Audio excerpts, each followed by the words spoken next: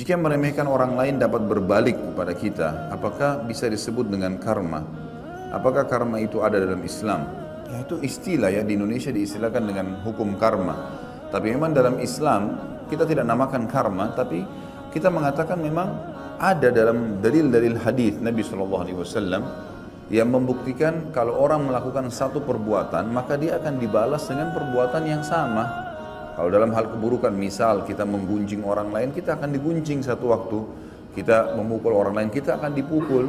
Memang ada hadis Nabi SAW berbunyi masalah itu. Seperti misalnya, kama tadinu tudan. Sebagaimana kau berperilaku, kau akan dibalas dengan perilaku yang sama. Hari ini kita jujur dengan seseorang, besok kita dijujuri. Hari ini kita bakti dengan orang tua, besok anak-anak kita bakti dengan kita. Kita setia dan dengan tulus dengan pasangan, Allah juga akan menjadikan pasangan kita seperti itu, dan seterusnya. Gitu. Juga sabda Nabi SAW, al jaza min jinsil amal, balasan akan datang sesuai dengan kadar perbuatan seseorang. Juga hadis Nabi SAW yang lain cukup banyak berhubungan dengan masalah ini. Siapa yang berbakti pada orang tuanya, atau berbaktilah kalian pada kedua orang tua kalian, maka Allah akan karuniakan kalian anak-anak yang berbakti dengan kalian.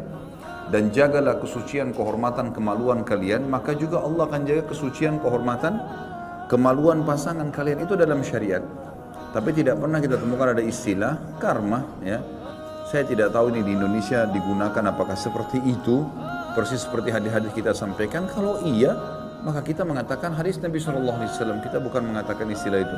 Berarti dia yang sesuai dengan hadis Nabi, bukan hadis Nabi yang menyesuaikan dengan istilah-istilah yang ada. Apakah ada doa yang dicontohkan oleh Rasulullah SAW untuk menghindarkan diri dari sifat ujub dan menyakiti sesama makhluk? Tentu saja secara khusus lafaz saya sekarang tidak teringat terus terang. Tetapi kita dianjurkan untuk memohon kepada Allah SWT agar dihilangkan dari sifat sombong, ya, sifat merendahkan orang lain. Seperti tadi saya katakan sifat syamata yang membuat ada doa Nabi SAW agar dilindungi dari syamatatil a'da, dari kesombongan yang diarahkan kepada musuh sehingga musuh mengalahkan kita, dan seterusnya, gitu kan. Sampai para sahabat itu kalau mereka melihat di dalam benteng musuh sudah mulai mereka mencaci maki Allah, mencaci maki Rasulullah SAW, mencaci maki Islam, maka mereka sudah mengatakan, maka mereka saling mengatakan berita gembira, kalian sebentar lagi akan menang. Karena mereka sudah mencaci maki Allah, mencaci maki Rasulullah, berarti akan ada respon yang sama, balasan dari Sang Pencipta Allah. Tapi doa secara khusus terus terang saya sekarang belum terlintas, cuman cobalah ucapkan lafaz-lafaz sesuai dengan yang kita harapkan kepada Sang Pencipta Allah. Karena doa boleh kita mengatakan, ya Allah, karuniakanlah ya untukku sifat merendah di hadapanmu, di hadapan para makhlukmu. Kemudian ya hilangkanlah semua dari hatiku sifat sombong, sifat berbangga-bangga, ria, dan seterusnya. Kita memohon kepada Allah SWT itu. Bagaimana kiat-kiat untuk mengatasi sifat ujub dan sombong?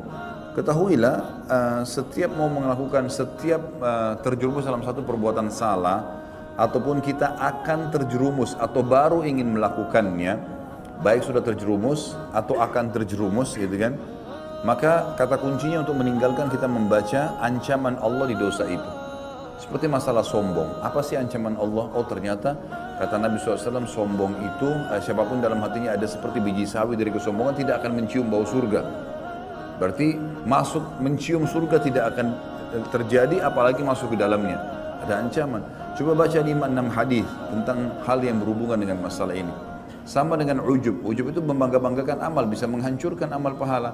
Lalu untuk apa kita sholat malam teman-teman sekalian? Untuk apa kita sedekah? Untuk apa baca Quran kalau kita hanya untuk berbangga-bangga di hadapan manusia?